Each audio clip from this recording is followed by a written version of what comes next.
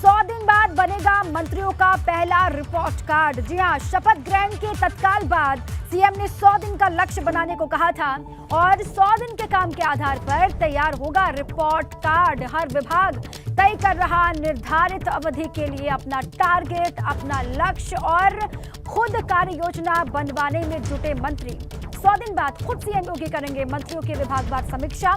ये 100 दिन का जो टारगेट है, जब ये टारगेट पूरा हो जाएगा तो उसके बाद देखिए खुद सीएम योगी आदित्यनाथ मंत्रियों के विभागवार करेंगे समीक्षा। इसी पर अधिक जानकारियों के साथ शैलेश हमारे साथ जुड़ चुके हैं। शैलेश, किस तरीके से 100 दिन का ये टारगेट बनाया गया, किस तरीके से इसको पूरा करना होगा, क्या जानकारी है और किस तरीके से सीएम की इस पर नजर है, वो भी जरा बताएं। देखिए, जैसे ही योगी आदित्यनाथ ने मुख्यमंत्री पद की शपथ ली, शपथ ग्रहण के बाद अगले ही दिन हमने देखा कि उन्होंने अधिकारियों के साथ पहले एक बैठक की थी। उससे पहले हालांकि मंत्रियों के साथ भी एक बैठक हुई थी, लेकिन जो अधिकारियों की बैठक हुई वहां मुख्य रूप से कहा कि सभी विभाग अपना 100 दिन, 6 महीने, 1 साल, 2 साल करते हुए 5 साल तक का एक लक्ष्य तय करेंगे, उसका प्रेजेंटेशन बनाएंगे और वो आधे घंटे का प्रेजेंटेशन मुख्यमंत्री के सामने दिया जाएगा। इसके बाद सभी मंत्रियों को भी विभाग बंट गए और उनको भी ये मैसेज कन्वे कर दिया गया कि सभी लोग इसी के आधार पर अपने विभाग का काम आगे बढ़ाएंगे। और अब मुख्यमंत्री जो है 100 दिन के बाद इन कामों की समीक्षा करेंगे, क्योंकि जो पहला लक्ष्य है वो है 100 दिन का, यानी 100 दिन में कितने काम करने के लिए। खास तौर से जो संकल्प पत्र में देखिए चीजें दी गई है विभागवार, जिन विभागों की सबसे ज्यादा जिम्मेदारी, ये सबसे ज्यादा उनके ऊपर निगाह होगी कि इन 100 दिनों में संकल्प पत्र की बातों कितना पूरा किया। इसके अलावा अगर बात करें तो 100 दिन में जो विभाग दिया गया, मान लीजिए स्वास्थ्य विभाग है, पीडब्ल्यूडी है, शिक्षा है, तो उसमें क्या लक्ष्य तय किए गए थे और वो लक्ष्य किस हद तक पूरे किए जा सके हैं, तो इसका पूरा एक रिपोर्ट कार्ड तैयार होगा। खुद मुख्यमंत्री इसकी समीक्षा करेंगे विभागवार, क्योंकि एक एक मंत्री के पास कई विभाग भी होते हैं, तो ऐसे में मुख्यमंत्री जो समीक्षा करेंगे वो विभाग के अनुसार करेंगे कि मान लीजिए अगर एक मंत्री के पास में 3 विभाग है तो तीनों विभागों में अलग अलग क्या स्थिति है, किसमें उन्होंने लक्ष्य पूरा प्राप्त किया, किसमें कम है या किसमें लक्ष्य से ज्यादा अच्छा उन्होंने काम किया है, इसके आधार पर ये पूरी समीक्षा की जाएगी। तो कुल मिलाकर देखिए मकसद यही है कि जिस तरह से जनता ने दोबारा भरोसा करके भारतीय जनता पार्टी को प्रचंड बहुमत के साथ वापस भेजा है, दोबारा सरकार बनाने का मौका दिया है, तो अब जनता के विश्वास पर खरे उतरना है। क्योंकि भारतीय जनता पार्टी की जो रणनीति है वो हमने हमेशा देखी है, वो एक चुनाव खत्म होने के बाद आगे की तैयारी, आगे की सोच में लग जाती है। अब आगे बात है 2024 की, उससे पहले निकाय के भी देखिए चुनाव होंगे। और अगर हम बाकी बात करें मुख्यमंत्री योगी आदित्यनाथ की कार्यशैली की, तो लगातार ये देखा है पिछले 5 साल में भी कि दिन भर बैठ के चलती है, निर्देश चलते हैं और उसके बाद काम को लेकर टारगेट दिए जाते हैं। अगर काम नहीं होता है तो उसके अनुसार कार्रवाई भी होती है। तो इस बार जब दोबारा मुख्यमंत्री योगी आदित्यनाथ आए हैं तो उनका रुख और भी ज्यादा कड़ा नजर आ रहा है कि जब जनता ने दोबारा भेजा है तो उन उम्मीदों पर खरे उतरना है और इसी के लिए ये पूरी मॉनिटरिंग होगी। और देखिए गृह विभाग अपनी, जिस तरह से हमने कल रात में देखा कि गृह विभाग जो अपना प्रेजेंटेशन सामने ला चुका है, बाकी जो विभाग है वो भी अब एक एक करके अपना प्रेजेंटेशन बना रहे हैं। मंत्रियों ने जिन्होंने चार्ज लिया है आते ही अधिकारियों के साथ बैठक की, अधिकारियों के साथ बैठक करके अपने विभागों के लिए 100 दिन का प्लान बनाने के लिए सबसे पहले कहा है कि सबसे पहला कम प्राथमिकता पर 100 दिन का पूरा एक मास्टर प्लान तैयार करें कि कैसे विभाग में काम होगा। और आगे भी कई परीक्षाओं को पास करना है और इसलिए हर एक लक्ष्य को छूना और उसको पूरा करना बहुत जरूरी है सभी मंत्रियों के लिए और खुद सरकार के लिए भी। बहुत शुक्रिया आपका शैलेश, पूरी जानकारी के लिए। आप लगातार नजर बनाए रखेगा हर एक हलचल पर। अब आगे बढ़ते हैं। आज सीएम योगी अयोध्या में रामलला के दर्शन करने के लिए जाने वाले हैं और ये पहला मौका है जब यूपी की सत्ता संभालने के बाद सीएम योगी रामलला के दर्शन करने के लिए जा रहे हैं। और बताया ये भी जा रहा है कि चैत्र रामनवमी मेले पर सीएम अधिकारियों के साथ में बैठक भी करेंगे और बैठक से पहले भगवान रामलला और हनुमानगढ़ी में दर्शन पूजन करेंगे। उत्तर प्रदेश के मुखिया योगी आदित्यनाथ अयोध्या के कुछ वरिष्ठ संतों से भी उनके मिलने का कार्यक्रम बताया जा रहा है। जिला प्रशासन तैयारियों में लगातार जुटा हुआ है। आज दोपहर तक ये कहा जा रहा है कि अयोध्या पहुंचेंगे योगी आदित्यनाथ और वहां पर जाकर के राम मंदिर का निर्माण कार्य कितना चल रहा है इसको लेकर भी वो देखेंगे, वहां पर अधिकारियों से जानकारी लेंगे। और खबर ये है कि वहां पर संतों से भी उनके मुलाकात का कार्यक्रम है। सबसे पहले जाएंगे रामलला के, करेंगे दर्शन, हनुमानगढ़ी में पूजा अर्चना की उनकी तस्वीरें भी सामने आएंगी। देखिए दूसरी मर्तबा उत्तर प्रदेश की सत्ता संभालने के बाद ये पहला दौरा है अयोध्या का योगी आदित्यनाथ का और इसीलिए भी अपने आप में अहम हो जाता है और इसीलिए वहां पर जो जिला प्रशासन है वो लगातार तैयारियों को अंतिम रूप देने में जुटा हुआ है। पहुंचेंगे यहाँ पर योगी आदित्यनाथ, वो तस्वीरें भी सबसे पहले आपके सामने हम रखेंगे। बहरहाल बड़ी खबर है दूसरी बार सत्ता में काबिज होने के बाद ये पहला दौरा है अयोध्या का योगी आदित्यनाथ का। बड़ी बातें क्या हैं वो भी हम लगातार आपको बता रहे हैं। अयोध्या में रामलला का करेंगे दर्शन, हनुमानगढ़ी भी जाएंगे योगी आदित्यनाथ और रामनवमी मेले पर सीएम करेंगे अधिकारियों के साथ बैठक।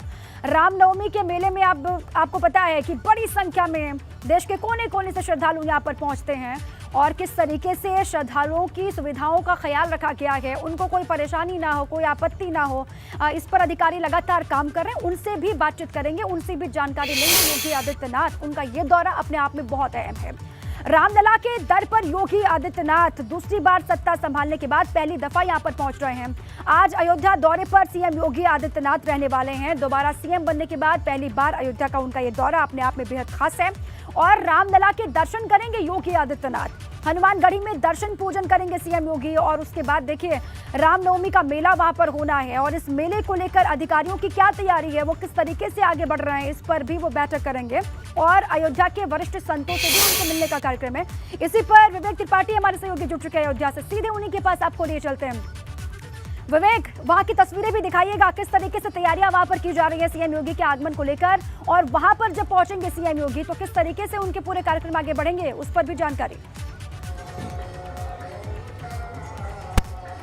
जी देखिए, करीब 2:30 बजे यहाँ पर पहुँचेंगे। 2 बजे लखनऊ से निकलेंगे, उसके बाद 2:30 बजे यहाँ पर पहुँचेंगे और यहाँ पर सबसे पहले दर्शन करेंगे जो श्री राम जन्मभूमि है वहाँ जाएंगे। उसके बाद हनुमानगढ़ी आएंगे। हनुमानगढ़ी के जो पुजारी हैं हमारे साथ हैं, क्या तैयारियाँ हैं सीएम साहब की? पहले तो उत्तर प्रदेश का आम जनमानस को साधुवाद, आभार, धन्यवाद।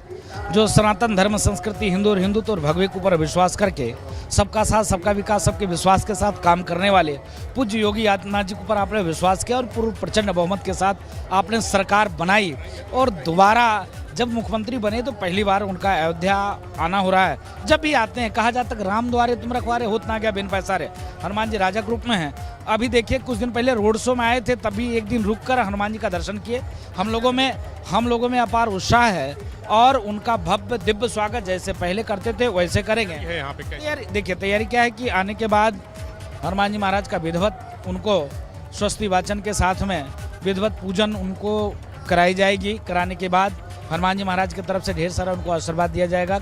ऐसे ही आप काम करिए अच्छे से। देखिए यहाँ पर पूजा अर्चना होगी, उसके बाद एक बैठक होगी जो श्री राम कथा पार्क है वहाँ पर म्यूजियम में एक बैठक रखी गई है। वहाँ डीएम होंगे, जिला अधिकारी यहाँ के और इसके अलावा पुलिस के अधिकारी होंगे, प्रशासन के। चूंकि कल रामनवमी है और 10 लाख के आसपास, क्यों पंडित जी 10 लाख भीड़? नहीं, देखिए रामनवमी कल कल नया साल है, नववर्ष है और कल से हम लोग शुरू कर देते हैं 9 दिन तक भजन, कीर्तन, वाल्मीकि रामायण पाठ, रामचरितमानस पाठ, सुंदरकांड पाठ, मतलब भगवान को रिझाने के लिए कि परमात्मा आने वाले। कितना आदमी आता है यहाँ पे श्रद्धालु? लमसम रामनवमी के दिन 20 से 22 लाख लोग। 22 लाख? हाँ जी, 20 से 22 लाख लोग दर्शन और पूजन करते हैं। व्यवस्था सब हो जाती है एकदम फर्स्ट क्लास रहती है। हर वर्ष ऐसा होता है। हर वर्ष तो 8 से 10 लाख होता था, इस बार बढ़ेगा। इस बार चूंकि श्रद्धालु यहाँ पर पूरे देश नहीं विदेशों से भी श्रद्धालु आते हैं यहाँ पर। जी नहीं, क्योंकि राम जन्मभूमि मंदिर जब से निर्माण कार्य शुरू हुआ है तब से आम जनमानस की इच्छा, जिज्ञासा की कौन सा वो जगह है, कैसा जगह है, हर व्यक्ति की आने स्वेच्छा इच्छा थी। तो इस बार और भी भव्य दिव्य हो रहा है क्योंकि रामनवमी से पहले वहाँ की जो है भूमि का काम कंप्लीट हो गया है। दिखा दे दर्शकों को, एक दर्शन भी करा दें, क्योंकि हम इतनी पवित्र जगह पर हैं हनुमानगढ़ी पर। तो यहाँ पर जाहिर सी बात है पुजारी जी हमारे साथ हैं, तो एक बार हम चाहेंगे कि हमारे दर्शक भी एबीपी गंगा के जितने लाखों दर्शक इस समय टीवी देख रहे हैं तो वो साक्षात दर्शन कर लें यहाँ पर। और इसके साथ ही मैं बताना भी जारी रखूँगा कि बैठक होगी करीब 2:30 बजे मुख्यमंत्री यहाँ पहुँचेंगे। उसके बाद बैठक का सिलसिला शुरू होगा। मंडल के जितने अधिकारी हैं वो मौजूद रहेंगे। जैसा कि पुजारी जी ने बताया कि 20 से 22 लाख लोग, एक जो सुबह बात हुई थी वो 10 लाख के आसपास लोगों की बात हुई थी, लेकिन 20 से 22 लाख यानी अब की बार दोगुनी भीड़ इसलिए क्योंकि पहली बार जब दोबारा जीते हैं मुख्यमंत्री तो पहली बार यहाँ पर आ रहे हैं दोबारा मुख्यमंत्री बनने के बाद, और मंदिर का जो भव्य निर्माण कार्य चल रहा है वो देखने के लिए भी, और दूसरी बार सरकार बनने की खुशी में यहाँ पर अयोध्या में जो विकास कार्य हुए हैं वो लोगों को खींच रहे हैं अपनी तरफ, वो लोगों को ला रहे हैं। तो यहाँ कल जो भीड़ जुटेगी उसके लिए तैयारियां कितनी हैं, क्या तैयारियां हैं, कहाँ कहाँ बिजली पानी की व्यवस्था, सड़क की व्यवस्था, यातायात की व्यवस्था, अधिकारियों का जो बाहर से आए हैं अधिकारी सारे बाहर बुलाए गए हैं, बाहर से जो मंडल स्तर के अधिकारी हैं वो सब बुलाए गए। इन तैयारियों की समीक्षा करने मुख्यमंत्री योगी आदित्यनाथ यहाँ पहुंचेंगे। उसके बाद एक श्री राम जानकी ट्रस्ट जो है ट्रस्ट के पदाधिकारियों से मुलाकात करेंगे और जो साधु संत हैं, वरिष्ठ साधु संत, उनसे भी मुलाकात करेंगे। और यहाँ जो 5 साल में विकास हुआ है, ये कहा जा रहा है कि मंदिर अगले साल तक निर्माण कार्य पूरा करने का लक्ष्य रखा है ट्रस्ट ने, लेकिन ये माना जा रहा है कि कुछ विलंब हो सकता है। तो 2024 अंतिम यानी दिसंबर तक यहाँ मंदिर का निर्माण कार्य पूरा हो जाएगा और उसके बाद ये भव्य मंदिर दर्शन के लिए खुलेगा। तो इतनी सारी तैयारियां करनी है, इतनी सारी यहाँ पर जो समीक्षा है वो करनी है। तैयारियों की समीक्षा जिलाधिकारी सुबह यहाँ भी थोड़ी देर पहले जो एंटी सबोटाज टीम थी, बम डिस्पोजल स्क्वाड था, वो सब यहाँ पर छानबीन करके जा चुका है। और तमाम श्रद्धालु, चूंकि बहुत सारे लोग बाहर से आए हैं और कल के लिए जो लोग हैं कल की जगह आज ही यहाँ आना शुरू हो गए हैं। अयोध्या श्री राम की नगरी है, प्रभु श्री राम की नगरी, यहाँ पर लोगों की रामनवमी का जो प्रमुख मेला होगा वो 10 अप्रैल को होगा और नव संवत्सर की शुरुआत कल से होने जा रही है। तो 9 दिनों तक तमाम आयोजन वहां पर होंगे। जो प्रमुख मेला होगा वो 10 तारीख को होगा। इसको लेकर भी जो हनुमानगढ़ी के पुजारी हैं विवेक, मैं चाहती हूँ उनसे थोड़ा सा क्लैरिफिकेशन आप ले लें कि जो प्रमुख मेला होगा वो 10 तारीख को होगा। कल से आयोजन शुरू होंगे, कल से तमाम जो लोग होंगे वो अलग अलग हिस्सों से पहुंचने शुरू होंगे। बिल्कुल बिल्कुल। पुजारी जी, जो प्रमुख मेला होता है रामनवमी का वो कब होता है? ये रामनवमी के दिन होगा, अंतिम दिन। हाँ अंतिम दिन। तो उसमें क्या कैसा आयोजन रहता है, कितनी भीड़? उस दिन बताते रहे 20 से 22 लाख लोग आते हैं और हम लोग तैयारी कल से ही शुरुआत कर देते हैं। कल हम लोग पहले तो शुरुआत करेंगे कि अयोध्या के प्रमुख साधु संत निकलेंगे और रामकोट का परिक्रमा करेंगे। भारतीय नववर्ष है, रामकोट का परिक्रमा करेंगे और उसके बाद शुरू हो जाता हर मंदिर में उत्सव का कार्यक्रम। किसी के यहाँ अखंड रामायण पाठ होगा, किसी के यहाँ वाल्मीकि पाठ होगा, किसी के यहाँ और भी आयोजन होंगे, धार्मिक आयोजन। तो लगातार ये चलता रहेगा। रामनवमी के दिन वो लमसम पूरे देश के कोने कोने से साधु संत आएंगे यहाँ पर, पूरे देश के कोने कोने से हिंदू जनमानस आते हैं और 20 से 22 लाख लोग दर्शन और पूजन करते हैं हनुमानगढ़ी और राम जन्मभूमि। मतलब उत्तर प्रदेश का सबसे बड़ा इवेंट है रामनवमी जो यहाँ पर है। अयोध्या में सबसे ज्यादा भीड़ नहीं, साल में 3 प्रमुख मेले होते हैं अयोध्या में। एक तो रामनवमी हो गया, दूसरा परिक्रमा हो गया और तीसरा सावन झूला हो गया। सावन झूले में भी लमसम 17 से 18 लाख, लेकिन वो 15 दिन का मेला होता है। परिक्रमा पंचकोसी, 14 कोसी और पूर्णमासी 3 दिन का मेला, 6 दिन का मेला होता है। लेकिन रामनवमी 1 दिन का मेला होता है। किस तरीके से रामनवमी का मेला वहां पर होगा, कितनी बड़ी संख्या में लोग वहां पर पहुंचेंगे और किस तरीके से भव्य आयोजन भी होंगे इस दरमियान वहां पर। बहुत शुक्रिया आपका विवेक, पूरी जानकारी के लिए भी, वहां की तस्वीरें दिखाने के लिए भी। सीएम योगी पहुंचेंगे दोपहर 2:30 बजे के आसपास, उनके वहां पर पहुंचने का कार्यक्रम है। सबसे पहले तस्वीरें आपको हम दिखाएंगे। जलकल महाप्रबंधक के बेना झाबर स्थित आवास पर सीबीआई का छापा पड़ा है। लखनऊ से आई सीबीआई की टीम ने छापा यहां पर मारा और करीब 30 करोड़ के घोटाले की आशंका है। एनएचआई में तैनाती के दौरान घोटाले का ये पूरा मामला बताया जा रहा है और छापेमारी के दौरान कई दस्तावेज मिलने की भी खबर है। तहकीकात लगातार जारी और ये कहा जा रहा है कि जांच पड़ताल के दौरान कई दस्तावेज मिले हैं जो जांच में सहायक हो सकते हैं। ये बड़ी खबर आपके सामने है। जलकल महाप्रबंधक के बेना झाबर स्थित आवास पर सीबीआई का छापा पड़ा है और लखनऊ से आई सीबीआई की टीम ने छापा मारा है। जानकारी ये यहाँ से मिल रही है कि करीब 30 करोड़ के घोटाले की आशंका और एनएचआई में तैनाती के दौरान घोटाले का ये पूरा मसला है, जिसके तहत छापा यहाँ पर मारा गया और छापेमारी के दौरान कई दस्तावेज मिले हैं। में जलकल विभाग के महाप्रबंधक के घर सीबीआई ने छापेमारी की है। बताया जा रहा है कि एनएचआई में कोई घोटाला हुआ था जिस वक्त जीएम जलकल जो तत्कालीन हैं नीरज गौड़ एनएचआई में पोस्टेड थे और तभी का ये घोटाला है जिसको लेकर सीबीआई की टीम ने देर रात छापेमारी की। लखनऊ से ये टीम बताई जा रही है छापेमारी करने के लिए आई थी। जलकल महाप्रबंधक और परिवार के सदस्यों से पूछताछ की गई है। टीम ने इस दौरान कई दस्तावेज, ये बताया जा रहा है कि टीम ने इस दौरान कई दस्तावेज अपने कब्जे में लिए हैं और इस पूरी कार्रवाई के बाबत जो अफसर हैं वो चुप्पी साधे हुए हैं। लेकिन जलकल महाप्रबंधक नीरज गौड़ की सीबीआई टीम लखनऊ में तलाश कर रही थी, ऐसा बताया जा रहा है। और सीबीआई टीम जब लखनऊ से यहाँ पहुंची तो उसने पुलिस फोर्स मांगी और पुलिस फोर्स मांगने के बाद इसी बंगले में वो दाखिल हुई। उससे पहले गार्ड रूम में सभी गार्ड्स के मोबाइल जमा करा लिए गए थे। महाप्रबंधक के आवास फोर्स के साथ पहुंची थी टीम और टीम ने घर पहुंचते ही गेट पर पुलिसकर्मियों को रोक दिया था। वहां पर बने गार्ड, यहां पर जो गार्ड रूम है सभी के मोबाइल फोन जमा करा लिए गए। टीम फोर्स के साथ अंदर दाखिल हुई और घर के मुख्य हॉल में सीबीआई की टीम ने जलकल महाप्रबंधक से पूछताछ शुरू की थी। इस दौरान टीम ने मौके से कई दस्तावेज भी बरामद किए हैं, ऐसा बताया जा रहा है। सीबीआई का छापा क्यों पड़ा, इस बारे में शहर के किसी भी अधिकारी से हमने संपर्क किया तो उन्होंने बोलने से साफ इनकार कर दिया है। लेकिन ये बताया जा रहा है कि एनएचएआई में घोटाला हुआ था और उस वक्त इंजीनियर नीरज गौड़ जो महाप्रबंधक हैं जलकल के वहां पर पोस्टेड थे। इसी के बाबत सीबीआई की टीम यहां पर पड़ी थी। सीबीआई का छापा पड़ने के बाद शहर में हड़कंप की स्थिति हो गई। हालांकि पुलिस सूत्र ये बताते हैं कि जलकल महाप्रबंधक के राष्ट्रीय राजमार्ग प्राधिकरण में तैनाती के दौरान कोई घोटाला हुआ था और इसी को लेकर सीबीआई की टीम ने जब दिल्ली से निर्देश मिल गए तो उसके बाद छापेमारी की कार्रवाई को यहाँ पर किया है। तो हड़कंप है। देर रात यहाँ पर पहुंची टीम ने दस्तावेज बरामद किए हैं परिवार से और प्रबंधक जलकल के जो प्रबंधक हैं महाप्रबंधक हैं उनसे बातचीत की है और इसके बाद टीम यहाँ से जा चुकी है। कानपुर से कैमरामैन पंकज निगम के साथ रतीश त्रिवेदी, एबीपी गंगा।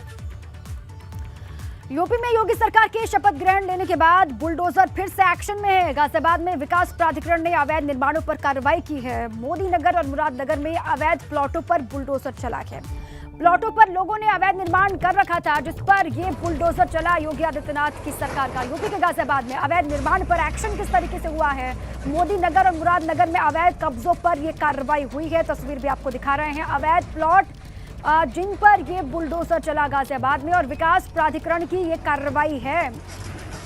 मोदी नगर और मुरादनगर में ये कहा जा रहा है कि जहां जहां पर भी अवैध कब्जे वहां पर बुलडोजर चला है, कार्रवाई हुई है। और भी अन्य जगहों को भी चिन्हित किया गया है जहां पर अतिक्रमण हुआ या फिर अवैध कब्जे किए गए हैं वहां पर भी लगातार ये बुलडोजर चलता रहेगा सरकार का।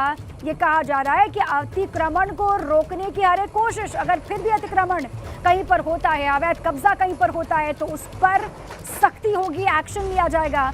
और ये तस्वीर भी आपको हम दिखा रहे हैं।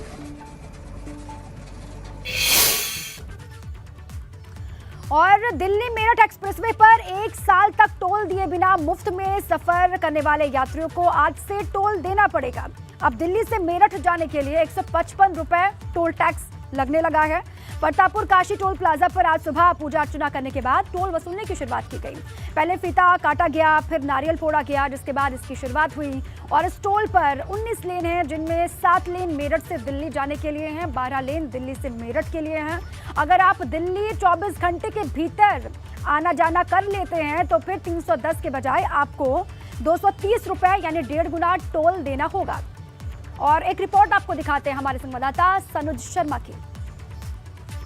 मेरठ दिल्ली एक्सप्रेसवे पर अभी तक 1 साल से फ्री सफर चल रहा था, लेकिन आज से मेरठ दिल्ली एक्सप्रेसवे पर टोल की वसूली शुरू कर दी गई है। आप यहां तस्वीरों में देख सकते हैं कि यहां जो टोल की वसूली है वो शुरू की जानी थी और उसको लेकर यहां पर जो पूजा अर्चना है वो यहां पर की जा रही है। आप देख सकते हैं कि पहले यहां पर पूजा अर्चना की गई और उसके बाद यहां गाड़ी पर देखिए जो शुभ का निशान जिसको बोला जाता है वो यहां पर बनाया गया है। जो टोल के तमाम कर्मचारी हैं, तमाम अधिकारी हैं जो यहां पूरा जो टोल संभालेंगे वो यहां पर मौजूद है। अगर आपको मेरठ से दिल्ली जाना है यानी मेरठ से सराय खाले खां जाने के लिए आपको 155 रुपए अदा करने पड़ेंगे और यदि आप 24 घंटे के भीतर वापस आ जाते हैं तो फिर आपको करीब 1.5 गुना ही टोल देना पड़ेगा। यहाँ देखिए तमाम जो टोल के कर्मचारी हैं, जो टोल के तमाम जो अधिकारी हैं वो भी यहाँ पर खड़े हुए हैं और ये पहली गाड़ी है जो दिल्ली से मेरठ की तरफ आई है और जिससे टोल की यहाँ पर पहली वसूली की गई है। इनसे हम बातचीत कर लेते हैं कि अब तक तो बिल्कुल फ्री में सफर चल रहा था लेकिन अब उन्हें जो जेब है वो ढीली करनी पड़ रही है। सर आपका नाम जानना चाहूँगा? वासु। कहाँ से आए हैं? फरीदाबाद से जी। अच्छा, पहले इस रास्ते पर गए हैं? हाँ जी। अच्छा, हाँ। अब तक तो फ्री? हाँ जी। आज देना पड़ रहा है। अच्छा, कितने पैसे दिए? 155। अच्छा, 155 रुपए दिए। वैसे कैसा है टोल? बिल्कुल ठीक। टोल अच्छा है, बहुत अच्छा बनाई, रोड भी अच्छी बनाई है। हाँ जी। ये वो लोग हैं कि जो अब तक इस मेरठ दिल्ली एक्सप्रेस पर फ्री में सफर कर रहे थे लेकिन अब उन्हें यहाँ पर जो टोल की वसूली है मतलब वो उनसे की गई है 155 रुपए। और सबसे बड़ी बात यह है कि 2 पहिया वाहन की बात हो, तिपहिया वाहन की बात हो, ट्रैक्टर ट्रॉली की बात हो, पूरी तरीके से उनको यहाँ पर जो प्रतिबंधित है वो कर दिया गया है। सबसे पहले मैं आपको एक चीज़ और दिखाना चाहूँगा कि देखिए ये पूरा जो टोल है मेरठ के परतापुर इलाके में काशी ये जगह पड़ती है, उसको काशी टोल भी बोला जाता है। ये जितनी भी यहाँ पर जो करीब 19 लेन है और 19 जो लेन है वो कैशलेस है, यानी आपको यहाँ पर फास्टैग से ही पेमेंट करनी होगी। यदि फास्टैग से पेमेंट आप नहीं करते हैं तो फिर आपसे टोल की जो दोगुनी वसूली है वो आपसे की जाएगी। अब जितनी भी गाड़ियां, जितने भी वाहन यहां से आ जा रहे हैं, सबसे बाकायदा टोल की वसूली यहां पर की जा रही है। अगर आप मेरठ से दिल्ली की तरफ जाते हैं तो 7 लेन है, और जब दिल्ली की तरफ से मेरठ आते हैं तो करीब जो 12 लेन है वो है, यानी कुल मिलाकर जो 19 लेन है उनसे वाहन आएंगे जाएंगे। तमाम जो तैयारियां हैं हालांकि यहां पहले ही कर ली गई थी। अब इतना जरूर है कि जो लोग यहाँ फ्री सफर कर रहे थे, यानी मेरठ से दिल्ली या दिल्ली से मेरठ आ जाने के लिए फ्री सफर कर रहे थे, अब उनको यहाँ पर टोल देना जरूरी होगा। और आज से ही जो ये वसूली है वो शुरू कर दी गई है। तमाम यहाँ पर तैयारियां आप देख सकते हैं कि तमाम तैयारियां कर ली गई थी पहले ही। वीडियो जर्नलिस्ट सत्येंद्र सिंह के साथ सनु शर्मा, एबीपी गंगा, मेरठ।